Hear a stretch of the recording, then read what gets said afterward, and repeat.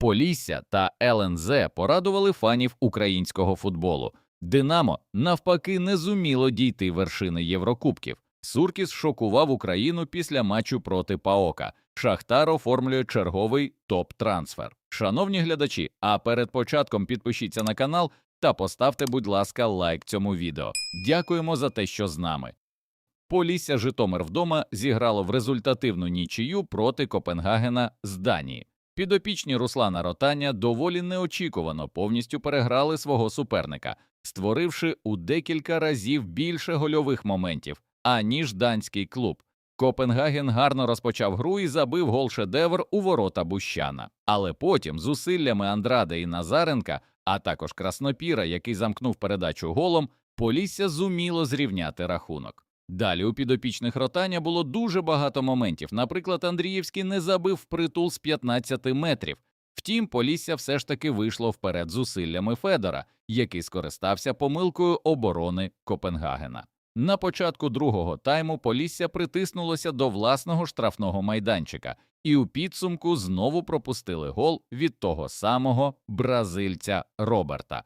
Але далі Полісся почало диктувати супернику свою гру і мало дуже багато моментів для взяття воріт. Федор не забив з кількох метрів, то Манзото теж не влучив у ствір. Були моменти і в Краснопіра та Емерлаху, але у підсумку Полісся примудрилося ще й пропустити гол у власні ворота. Забив Мадсен. Втім, до кінця гри Велетень подав на Філіпова, і досвідчений український нападник встановив паритет у матчі. 3-3 – нічия, якою точно не задоволені у Житомирі, враховуючи, що команда повинна була забивати свої 5-6 голів за гру. Ось як прокоментував результат зустрічі тренер Полісся Руслан Ротань. Цитуємо коуча. «Якщо брати загалом гру, то це переможна гра. Ми повинні були впевнено вигравати. Можна казати, що ми маємо радіти цьому результату, але ми не досягли того результату, на який заслуговували. Звісно, що у мене, як у тренера, є певне розчарування, але щоб обігрувати такі команди, як Копенгаген, ми повинні надійніше діяти в обороні. Це стосується і атаки. Оборона починається зверху. Через тиждень ми повинні розуміти, що це буде інший матч. Він не буде для нас таким легким у створенні моментів, які ми сьогодні створили і не позабивали. Це буде бій, на який ми повинні бути налаштовані як мужики. Деяким хлопцям треба ставати мужичками. Хоча у нас сьогодні було 4 дебютанти, і це також наш досвід. Але вже хочеться, щоб цей досвід переростав у якість», – сказав Ротань. Друзі, а як ви оціните гру Полісся? Чи має, на ваш погляд, шанси команда Ротаня вийти в наступний раунд? Пишіть в коментарях нижче.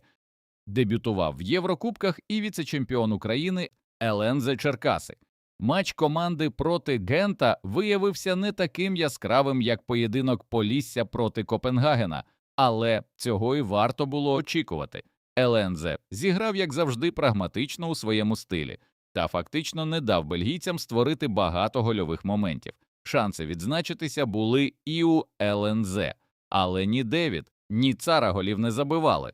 У підсумку доволі справедлива нульова нічия у Польщі, і якби цей матч проходив би в Україні, то ми б чомусь були впевнені в тому, що ЛНЗ виграв би цей поєдинок, але тепер треба вигравати в Бельгії, або ж сподіватися дотягнути до серії пенальті. В будь-якому випадку за ЛНЗ не було соромно. Команда хоч і не виграла, але і не програла, та показала гідний футбол, не зганьбивши Україну на міжнародній арені, як це робили деякі інші команди. А от третій наш представник в Єврокубках, київське «Динамо», навпаки, як завжди, розчарувало фанів українського футболу. Кияни зіграли у своєму стилі, багато помилялися в обороні та кволо грали попереду. Костюк знову не вгадав зі стартовим складом. Волошин, Шапаренко та Піхальонок розтворилися на полі, а про зятя президента клубу Крістіана Біловара взагалі краще помовчати. Поки такі гравці будуть грати в основі «Динамо», то ніяких вершин Єврокубків очікувати не варто. Хоча «Динамо» почало гру уже добре, вже на старті забивши швидкий гол зусиллями Брашка. Але далі 2 помилки і 2 пропущених м'ячі у власні ворота. Спочатку наварив вже згаданий Біловар, який програв боротьбу, і наслідок свою зону в центрі захисту, а потім наварив Брашко, який віддав асист на гравця грецької команди. Гра «Динамо» у період між першим і третім голом греків, який стався вже у другому таймі, нагадувало повну безнадію та відсутність жодної тренерської думки. Вочевидь, так само думав і Григорій Суркіс, який був на трибунах під час цього матчу. У Суркіса не витримали нерви, і він залишив стадіон у Польщі. Вочевидь, не витримав ганьбу на футбольному полі у виконанні колись великого гранду європейського футболу – «Динамо». У другому таймі після замін, коли вийшли ветерани Ярмоленко, Буяльський, а також на полі з'явився Лонвейк, то «Динамо» почало нарешті щось створювати. У підсумку нідерландський гравець навіть забив гол. Окрім того, у «Динамо» були шанси і зрівняти рахунок у грі. Але Пономаренко влучив у стійку. У підсумку 2-3. Поразка, яка дає киянам дуже малі шанси на прохід далі, особливо враховуючи такий захист на чолі з Біловаром. Ось як прокоментував гру «Динамо» наставник клубу Ігор Костюк, цитуємо тренера. «ПАОК – це досвідчена команда, ми це бачили. У таких команд високий рівень майстерності, і вони покарали нас за помилки, яких ми припустилися в першому таймі. Ми пропустили 2 м'ячі, попри те, що зуміли забити першими. Ці помилки дещо вплинули на психологічний стан команди. Але після перерви ми вирівняли гру, володіли перевагою, могли ще забити. 1 гол ми забили, створювали моменти. Я вважаю, що шанси в нас є. Будемо готуватися до наступної гри, адже з цією командою можна грати. Те, що ми побачили у другому таймі, дає підстави для оптимізму. У нас було багато браку, особливо в першому таймі. У простих ситуаціях ми втрачали м'яч. Я вважаю, що ми це виправимо і будемо впевненіше діяти в обороні. Необхідно уникати таких помилок, швидше перебудовуватися та реагувати на втрати м'яча. В атаці, на мою думку, у нас є потенціал, тому внесемо певні зміни, шанси є. Будемо готуватися і віддамо всі сили для досягнення перемоги, заявив Костюк. Друзі, а чи вірите ви в нинішнє «Динамо», що воно здатне на сенсацію та подвиг у матчі відповіді в Греції? Пишіть в коментарях нижче. А тим часом Шахтар близький до підписання ще одного бразильського суперталанта.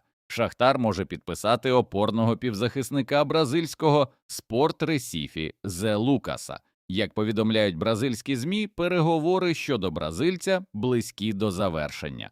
Шахтар активно включився в боротьбу за підписання гравця в останні години, а сам футболіст і його оточення позитивно оцінюють можливість переходу до українського клубу. Зе Лукас у цьому сезоні зіграв 23 матчі за «Спорт Ресіфі» у бразильській серії Бі. Гравець є найперспективнішим опорним півзахисником Бразилії та повинен замінити в Шахтарі Єгора Назарину і Олега Очередька, які останнім часом награвалися на цій позиції у чемпіона України. Захисник збірної України зацікавив клуби німецької Бундесліги. Захисник румунської університаті Крайови та збірної України Олександр Романчук потрапив у поле зору німецьких клубів Майнца та Вердера. Представники Бундесліги вели перемовини щодо переходу 26-річного футболіста, проте президент румунського клубу Міхай Ротару відмовився відпускати українця. Повідомляється, що функціонер намагається відлякати будь-який зацікавлений клуб, тому спеціально просить дуже високі суми, щоб зірвати перемовини. Ротару планує зберегти склад у незмінному вигляді до кінця кваліфікації Ліги чемпіонів, де кожен пройдений раунд приносить мільйони євро. Відзначимо, що інтерес до футболіста збірної України до цього також приписували київському «Динамо», але, вочевидь, в Києві роблять ставку на Біловара в центрі захисту. Шановні глядачі, поставте, будь ласка, лайк цьому відео та підпишіться на канал. Дякуємо за те, що з нами.